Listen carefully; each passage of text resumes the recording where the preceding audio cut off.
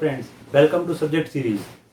आज हम करने जा रहे हैं क्लास 9 का चैप्टर 3 एटम्स एंड मॉलिक्यूल्स। इस चैप्टर को करने से पहले थोड़ा इसके बारे में इंट्रोडक्शन समझ लेते हैं। इंट्रोडक्शन में हम समझेंगे कि एटम्स और मॉलिक्यूल्स का आइडिया कैसे आया किसी के दिमाग में। वैसे तो सभी जानते हैं कि डाल्टन का इसके पीछे बहुत बड़ा कंट्रीब्यूशन है, लेकिन क्या आपको पता है हमारे इंडिया में एक बहुत बड़े फिलोसफर हुए थे महर्षि कनंद। उन्होंने सबसे पहले इस बारे में बताया था पूरी दुनिया को कि अगर हम किसी पदार्थ को, जिसको हम मैटर पढ़ते हैं, किसी पदार्थ को तोड़ते हुए चले जाते हैं, तोड़ते तोड़ते एक ऐसा टाइम आता है, एक ऐसी वैल्यू आती है उसकी जिसको उसने बोला था अणु या परमाणु आप कह सकते हैं। उसके बाद उसको फर्दर और हम नहीं तोड़ सकते। तो इस बात को उन्होंने 500 BC में ही बता दिया था, जिसको बाद में डाल्टन ने 1808 में बताया। तो आप समझ सकते हैं कि इंडिया में हम इस चीज़ को पहले जान चुके थे और इस चीज़ को दुनिया ने कब समझा है, हमारे भी बहुत कई साल बाद लोगों ने इसको समझा है।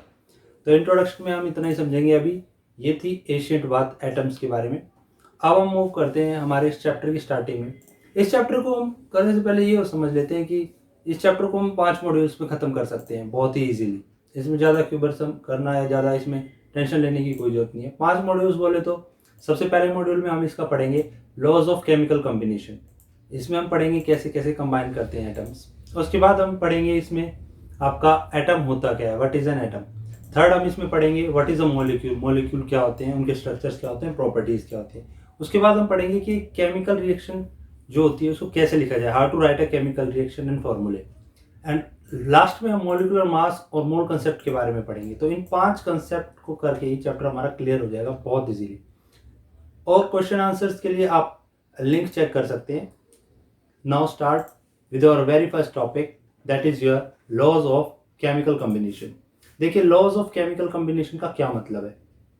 लॉज ऑफ केमिकल कॉम्बिनेशन का मतलब है कि अगर आपके पास कोई एटम है, कोई एलिमेंट है, अगर वो रिएक्शन करते हैं और वो कंबाइन होते हैं तो किस लॉ के तहत या कैसे वो कंबाइन होंगे। हमने पहले भी पढ़ा है पिछले चैप्टर में कि जब सपोज हाइड्रोजन और ऑक्सीजन को कंबाइन होना है तो कैसे कंबाइन होगा।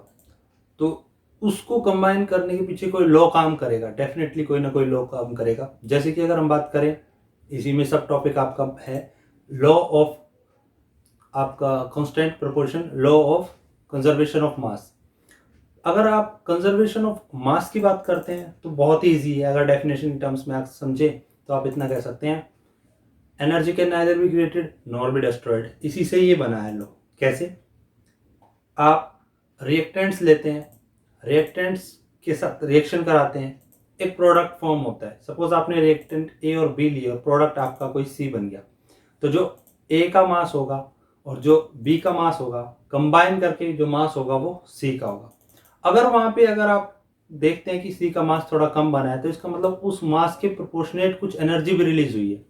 तो ये है आपका कंजर्वेशन ऑफ मास। ये आपका इसमें क्लियर होता है कि कैसे 2 रिएक्टेंट्स मिलके या 3 रिएक्टेंट्स मिलके जो प्रोडक्ट बनाते हैं तो उनका मास हमेशा कंजर्व होता है। सेकंड, इसमें हम सीखेंगे कि लॉ ऑफ कांस्टेंट प्रोपोर्शन। अब ये क्या चीज़ है? जब हमने लास्ट चैप्टर किया था जिसमें हम कंपाउंड के बारे में डिस्कस करे तो वहाँ हमने इस बारे में थोड़ा सा पढ़ा था, उसको थोड़ा अच्छे से और समझते हैं। हमने कहा था कि जब कोई भी नेचर में 2 चीज़ें मिक्स होती हैं, अगर वो केमिकली मिक्स हुई हैं, अगर वो कोई कंपाउंड बना रही हैं, तो उनका मिक्स होना, उनकी नंबर ऑफ यूनिट्स फिक्स होती हैं। कैसे फिक्स कैसे होंगी? जैसे मैंने आपको बताया कि हाइड्रोजन और ऑक्सीजन दोनों को ऐड होना है तो हाइड्रोजन के 2 मॉलिक्यूल्स होंगे, ऑक्सीजन का 1। अगर प्रोपोर्शन की बात करें तो अगर नंबर ऑफ एटम्स की बात करें तो हमारे पास 2:1 आता है, हाइड्रोजन टू ऑक्सीजन, 2 हाइड्रोजन के 1 ऑक्सीजन का। लेकिन अगर हम बात करते हैं इनके मास के हिसाब से तो आप देखेंगे 2:16 आएगा, जिसको काट के आप लिख सकते हो 1:8 में ये ऐड होते हैं। मासेस के अकॉर्डिंग ये ऐड होते हैं।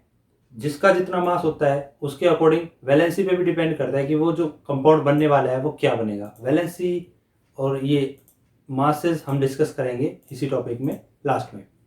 तो अभी तक हमने देखा कि लॉज ऑफ केमिकल कॉम्बिनेशन क्या कहते हैं, कि energy can neither be created nor be destroyed, and atoms and elements molecules always combine in a fixed constant ratio. ये आप कह सकते हैं कि फिक्स्ड प्रोपोर्शन में वो एड अप होते हैं।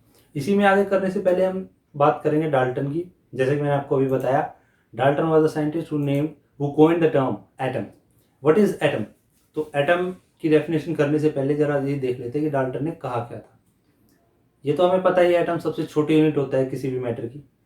तो डाल्टन ने कहा था, उसने कोई थ्योरी दी थी, उस थ्योरी के हिसाब से उसने कहा था कि हर दुनिया में कोई भी चीज़ है, हर चीज़ इस दुनिया में जो बनी हुई है वो छोटे छोटे पार्टिकल से मिलकर बनी। फिर उसने एडअप किया था, इन पार्टिकल्स को हम एटम बोलते हैं। तो डाल्टन के हिसाब से इस दुनिया में हर चीज़ छोटी छोटी चीज़ से बनी हुई है और उन छोटी चीज़ का नाम है एटम। उसने कहा था एटम्स बिल्डिंग ब्लॉक है किसी भी मैटर के। फिर उसने कहा था कि एटम्स को डिवाइड नहीं कर सकते, एटम्स आर इनडिविजिबल। लेकिन वो बाद में ये थ्योरी उसकी फेल हो गई थी, because further we know electrons भी होते हैं, प्रोटॉन्स भी होते हैं, न्यूट्रॉन्स भी होते हैं।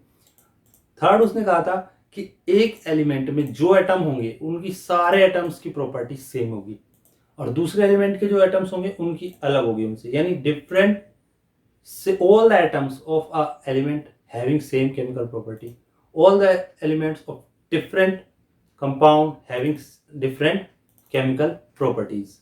उसके अलावा उन्होंने कहा था कि जितने भी एटम्स होते हैं दुनिया में वो जब भी कंबाइन होते हैं वो सेम होल नंबर रेशियो में कंबाइन होते हैं। सेम होल नंबर रेशियो का मतलब कभी भी आपको ये देखने को नहीं मिलेगा कि कहीं पे हाफ H2O लिखा हो या कहीं पे 3.4 H2O लिखा हो। अकॉर्डिंग टू डाल्टन हमेशा होल नंबर में होगा, जैसे 2H2O या सिंपल 1 मॉलिक्यूल H2O का।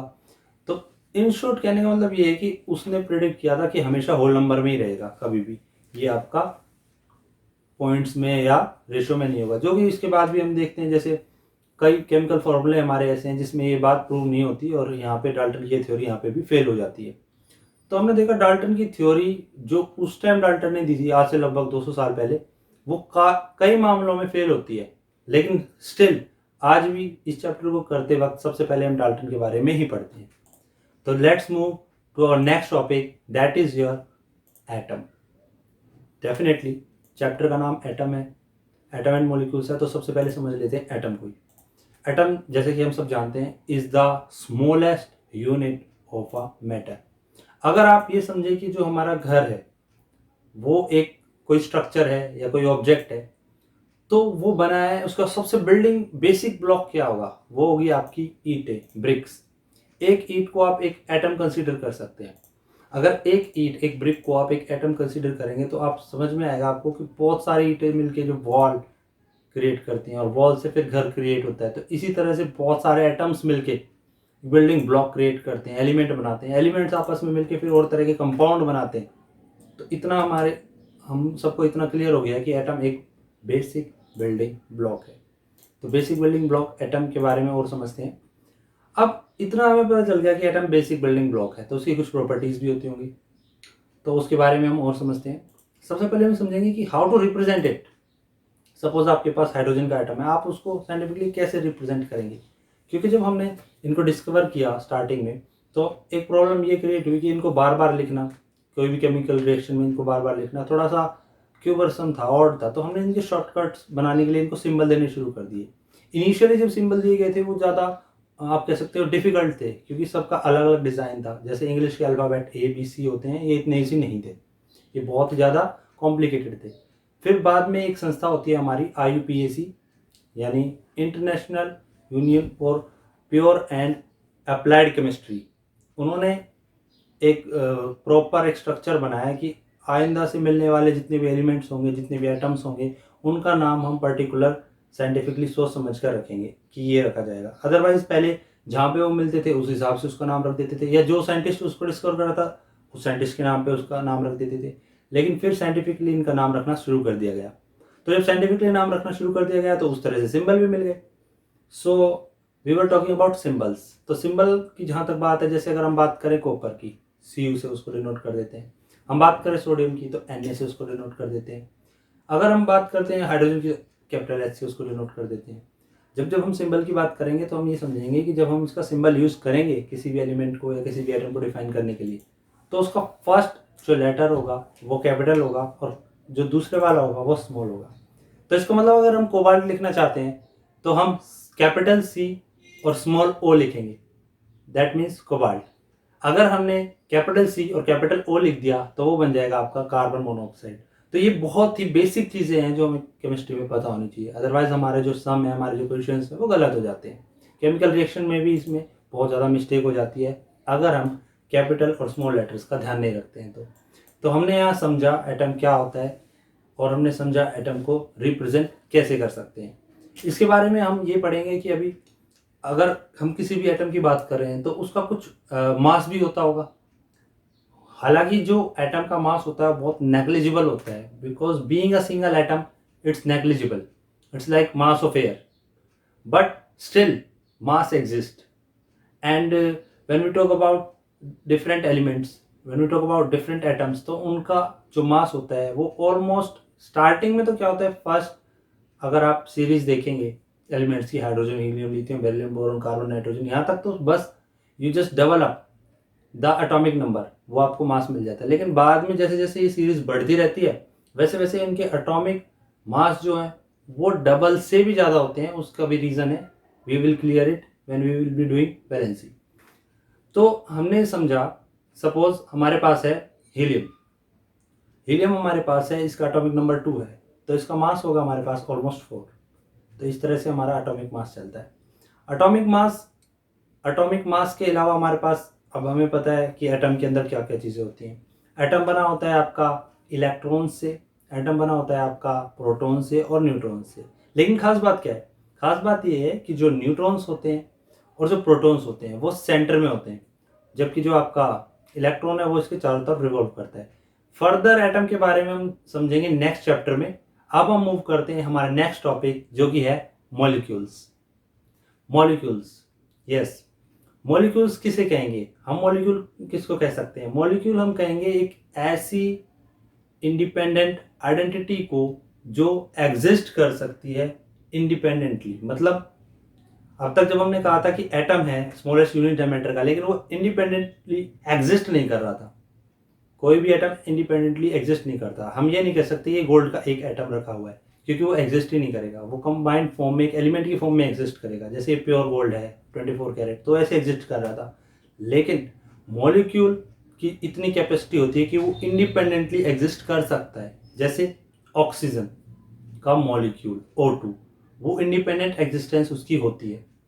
इसी तरह कोई भी मॉलिक्यूल हो सकता है, अगर वो एक ही तरह के एटम से मिलकर बना है तो वो हो गया आपका ऐसा मॉलिक्यूल जो कि सिमिलर एलिमेंट से बना हुआ है, सिमिलर एटम से बना है, तो उसको हम बोल सकते हैं आपका मॉलिक्यूल ऑफ एलिमेंट। तो मॉलिक्यूल ऑफ एलिमेंट में आप क्या समझ सकते हैं? एक ऐसी इंडिपेंडेंट आइडेंटिटी जो कि बनी हुई है सेम टाइप ऑफ एटम से। एग्जांपल में अभी मैंने आपको बताया O2 ऑक्सीजन, इसमें आप ओजोन का एग्जांपल दे सकते हैं O3, डायटोमिक यानी 2, ट्राइएटोमिक यानी 3 से मिलकर बना। तो ओजोन क्या हो गया? ट्राइएटोमिक। और ऑक्सीजन क्या था? डायटोमिक। मोनोटोमिक भी होते हैं। Now we are moving to molecules of compound. Molecules of compound क्या हो जाएंगे? जैसे कि हमने पहले किया था, elements means having same type of atoms, whereas molecules of compound in which we can see the molecules like CO2, carbon and oxygen, दोनों को मिला के बनेगा CO2। यहाँ पे आप देखेंगे कि दो तरह के एलिमेंट से मिलकर बना है, तो ये हो गया मॉलिक्यूल्स ऑफ कंपाउंड। मॉलिक्यूल्स को जब हम समझते हैं तो जनरली हमें पता है कि मॉलिक्यूल्स जो होते हैं उनकी इंडिपेंडेंट एग्जिस्टेंस होती है, फ्रीली मूव कर सकते हैं, they are independent and they are of two types. When we move to ions, they are of two types. But before moving to ions, let us see some other molecules. Other molecules like your oxygen, CO2. Apart from them, there are many more molecules in the nature which exist independently. Now let's move to our next topic, that is your ions. This is also a subtopic of your molecules. When we move to ions, what are ions actually? Ions are those atoms in which an electron is removed or an electron is added. It may be 1 electron or 2 electron or 3 electrons, but the matter is that some electrons are removed or some electrons are added to an atom, then it becomes an ion. A negatively charged ion is called an anion. whereas a positively charged ion is called a cation. So we can conclude that ions are of two types. One is known as anion, second one is known as cation. They are having different properties. When they form bonds, they form strong bonds because one is positive, one is negative. Combining them, the resultant force will be very, you can say, strong. So molecules and ions form a large number of compounds in our chemistry. The salt, the family of salt, is consisting of these kind of molecules and ions. तो देखा आपने कितना easily हमने इस chapter के 3 topics कर लिए हैं. अगले 2 टॉपिक्स हम नेक्स्ट वीडियो में करेंगे. If you like this video then please do subscribe for more videos, and thank you for watching this video.